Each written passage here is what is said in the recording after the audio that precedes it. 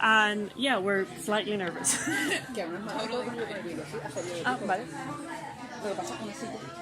She speaks English and she understands English, but she's very shy and she doesn't like speaking English. I understand.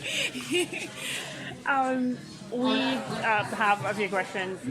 They're pretty basic, but they actually told us today, like this morning, that we would have the interview. Wow. So we had to prepare in a Starbucks. But we're trying.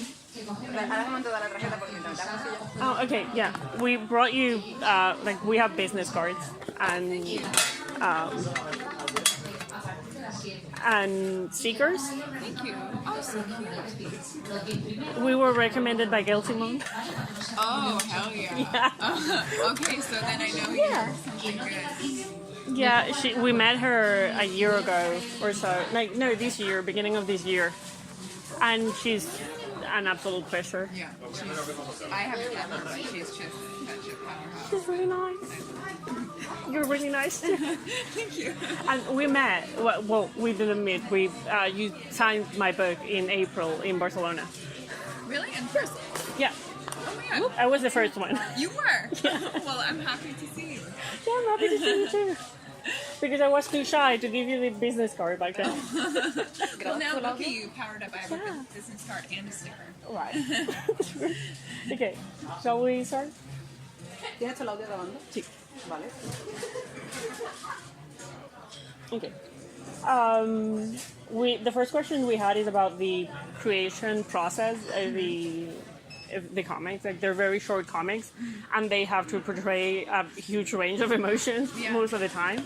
What's the process like? What does it take you longer? The idea, the mapping out these scenes, or It's the idea for sure. I think the idea can take me like days or all day, and the drawing takes me usually under 2 hours.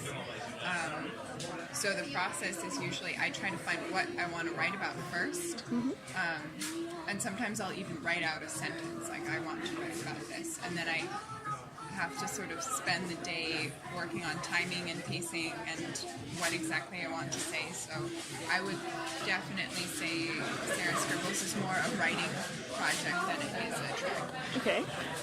And we do know that Sarah Scribbles is kind of biographic, but not like up to what point it's actually your real life, and what part of it is just experiences that you see other people having or that people tell you about, which I imagine that followers will tell you like this happened.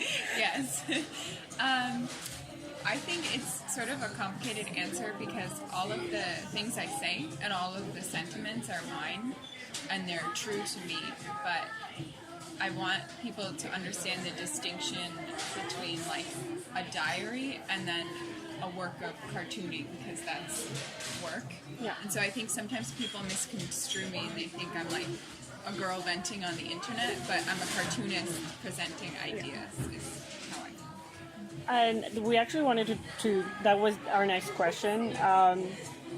Is it it has some parts of you, and that will lead people to thinking that's you, that's the person and with a whole social media thing, how do you separate your private life from the private life of Sarah? Oh, right.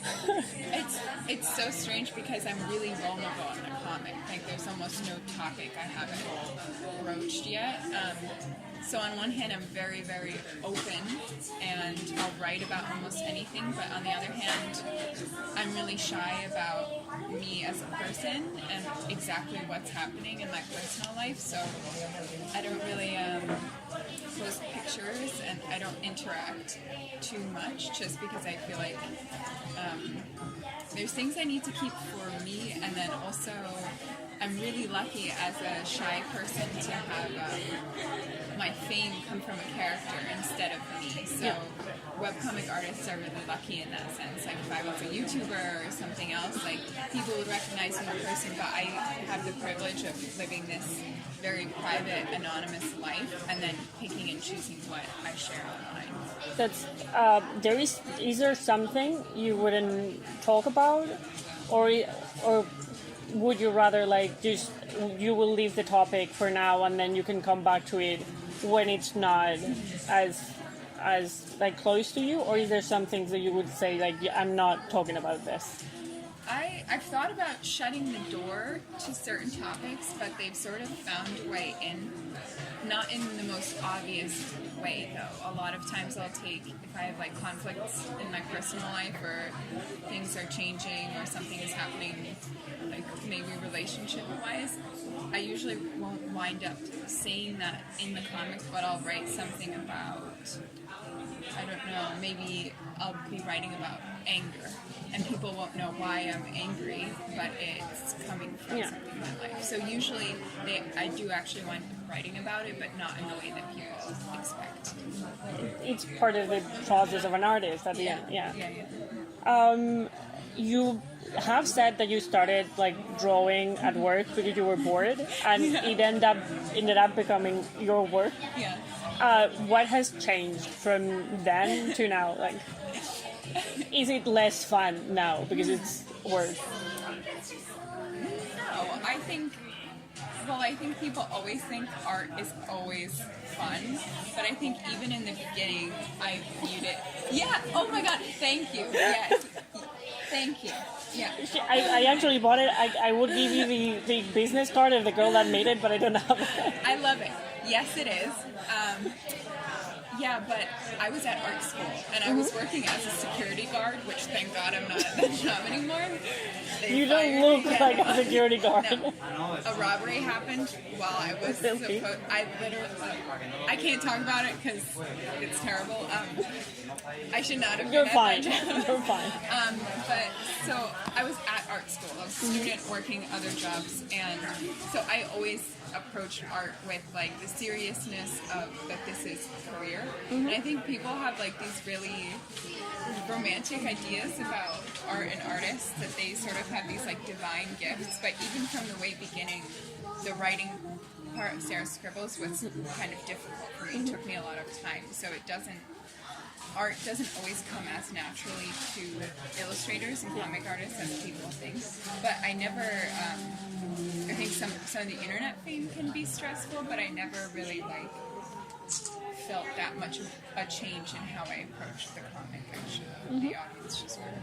That's really interesting because we liked comics, so we started a comic blog, and now we kind of hate comics because it's our job. Yeah. You have mentioned you were in art school, you work as an illustrator, apart from Sarah Scribble. Is that something you would like people considered more about you, or do you mind that people just think of you most of the time as like you have a webcomic and that's about it?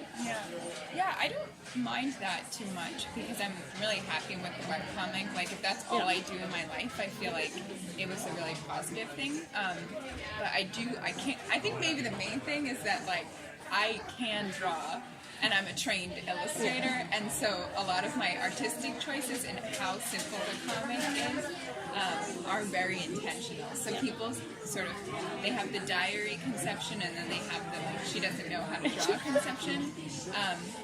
But I'm working on a project now called Cheshire Crossing, and it's way more complicated, and it's more true to my illustrative self, and it's going to be published. So I think in maybe a year, there's going to be like a comics anthology out that displays the fact that I know how to draw.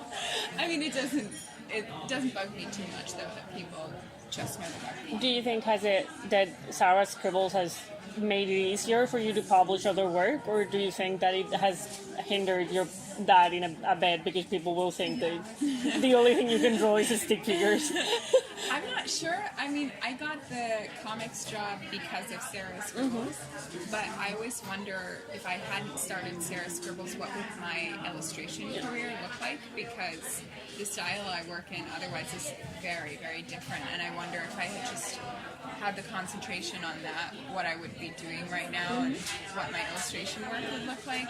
Because when I graduated, sort of like panicking and having no money, I'm like, this is what people are like, this is the one. So I really heavily pursued comics when I graduated. And we asked people if they had any questions, and some of them were like, are you asked us if you were aware of the importance of the visibility you give to social anxiety and some mental problems like depression and anxiety in your comics? Are you aware of that, or is it something that comes naturally because you understand how that feels? For me, it really came naturally to write about anxiety because I'm a very, very anxious person. Yeah, but I think that's always sort of been the strength of the comic, was that I was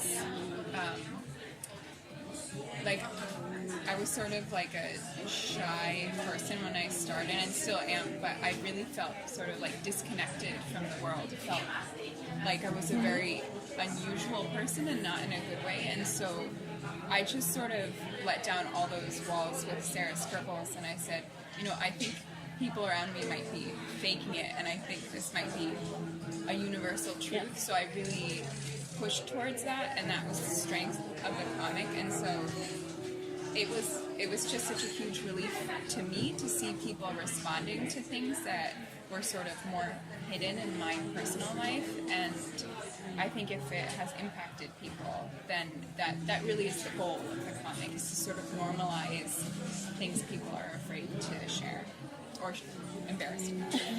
You have the gift of making really shitty situations seem funny. Thank you. Do you think that is a reflection on your abilities as an artist, or as of the generation that you were basically speaking to? Like, you're very much understood as a millennial artist, and we're like always complaining and always crying, and we're very anxious, and you make that feel somehow less terrifying. Thank you. Like, do you think that's a reflection of our generation? People really, really love to call me a millennial artist, and I like sitting here with the blue hair and all that. Like, I can't deny You fit the chair. Like. I know. It wasn't on purpose. I never viewed myself as that, because everything that I wrote about, I thought it was a reflection of day-to-day life, and it was normal for everybody. I assumed even older people had these sort of problems, but I think millennials, especially in the United States, just because I don't know the specific economic and political situation here, but because of economic factors, we grow up slower. We graduate in debt and we get married later, and so we sort of do have a delayed childhood, but not because we're worse. Yeah. And I also think a thing that's good about millennials is that they are very open and honest about things like their feelings and anxieties, and are more willing to speak about some things that are taboo. And so there's like a large perception that we are weaker, we complain more, but I think that openness is really important. It allows people to sort of erase stigmas in all sorts of different ways. So, I don't know. I think millennials are stronger than we get credit for. Yeah. Is there any, like, we write about female comic book authors. We have focused a lot on superhero comic books. Like, but we write about, like, our first article that we published was about Fan Home by Alison Bechdel. So is there any female authors that have impacted you or that you look up to? Yeah, so many. Could you tell us? Yeah, I'm gonna try to remember like a full list. My early influences were like Kate Beaton, Ali Waj, and then contemporaries like Dana Lee and Megan McKay. I really, really like Gillian Tamaki. Yeah. And I have her books open a lot while I'm working on non-Sarah Scribbles work. And then I think she's a woman, a Japanese artist, Nagabe. No, Is it a man? I don't know why I thought That I was happened. like, she's so amazing. Well, a lot of manga is written Yeah. and drawn by women. So those were, like, I want to write a whole master's thesis about, like, the impact that women in Japan had on the comics world in the United States, because we grew up, like, 11, 12, 13 reading shoujo manga Yeah. that was drawn amazingly by women. So a lot of us didn't have that idea that we couldn't do that. So all shoujo manga, right now, All of it. all of them, yeah. There is a female, like a Spanish illustrator called Emma Rios. She has worked with Kelly Sudekonic on Pretty Deadly, Okay. and she's amazing. And she speaks a lot about her influences from Japanese art. She loves manga, and yeah. And you should definitely read Pretty Deadly because she's an awesome person too. Okay, definitely. I like that title. It sounds like a good one. Yeah. Chicas, disculpad, 5 minutos más, ¿os Sí, parece? sí, nos queda una pregunta. Vale, genial. Gracias. Estamos aquí calculando. And our last question, and it's like the most important question, it's really deep, is do you like avocados? I do. I don't know what that means. Like you're pretty millennial, but we've kind of built a blog. They're good for you. Sorry, I'm getting emotional. So many people have stigma against avocados. Yeah, but they're so healthy. Yeah, they are healthy. And So the blog is avocado. yeah, avocado. It was Oh my god. yeah, and actually in the car there's an avocado, but it's very Okay. delicious. But yeah, people give us a lot of shit about it. It's like, why is it avocados? And it's like, because we like it. Anything millennial, especially millennial women like That's bad. we're having pumpkin spice latte season now. Yeah. And people are just mad about it. They're like, we are just mad. It's like, that it's coffee. People like this drink. Yeah. I And have I'm like, I'm gonna aggressively like those things more. To spite you. So you should just keep doing. Oh my god. yeah. Whoa. When is this from? I have no idea. I've had it that's God. the letter that it came with. Oh my god. This is. Like, yeah, we're hardcore. These are all. No, I had switched to digital with these, but a lot of them, like this one, is hand inked. That's cool. So that's how you know it's old, because when I did the first book, I went through all the ones that were done with ink and redrew them digitally. So this one is the original version. And I brought it to get it signed. Yeah, of course. Oh my god, this is crazy. Yeah, a lot of these were wound up being in the first. Like, I have all of the books, but that one is the most. Like, I'm very fond of it. I also have the postcard of the Do You Love Me? Oh my god. And you got those on Etsy? Yeah. Oh my god. I think I made an Etsy account just to buy those. So I hate you because of it, because now I'm like addicted to buying things on Etsy. I'm so sorry. But they have cute stuff. I'm always on Etsy too. They have so much cute stuff, but I didn't know about that, so I didn't spend the money. Oh my god. That's crazy. Oh, I wonder what year this was. Probably like 2014. I tried to go back to my Etsy account to see if I had the purchase, but I didn't. Oh my god. So it's either really old or I changed this Etsy account that it came with.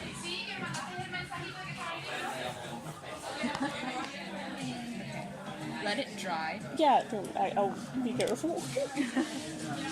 Thank you very much. Can we take a picture of you and then of you with us? Yes.